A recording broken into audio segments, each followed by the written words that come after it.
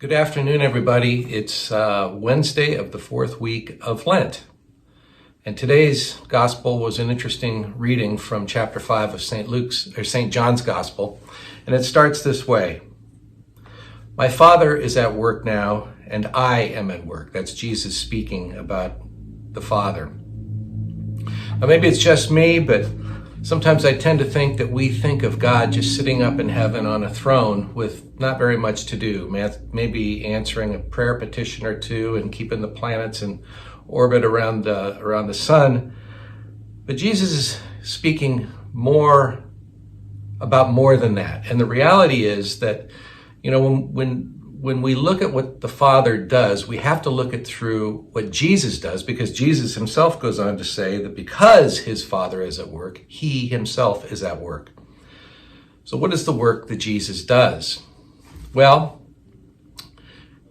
you can look at his 33 years of life on this planet and point to a number of things that are contained in the Gospels, or you can look to Holy Week. And Holy Week begins with a triumphant entry into Jerusalem, and then a final dinner with his apostles, and then his going to the garden and being arrested there, his several trials, and then his passion and death and resurrection. And Jesus is saying, because his Father is at work, he is at work. And because Jesus is an image of the Father and the Father is an image of the Son, you have to see that the Father is intimately involved in everything that Jesus does. And so when we look at that final week of Christ's life on earth, we have to not only see Jesus himself, but also his Father at work. And what is the work that they are doing?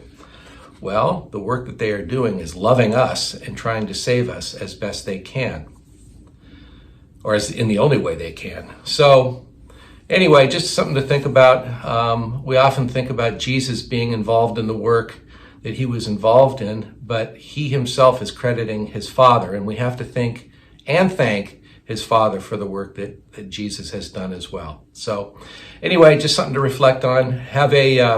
Have a good rest of Lent, and we'll talk to you next week. God bless you all. Bye-bye.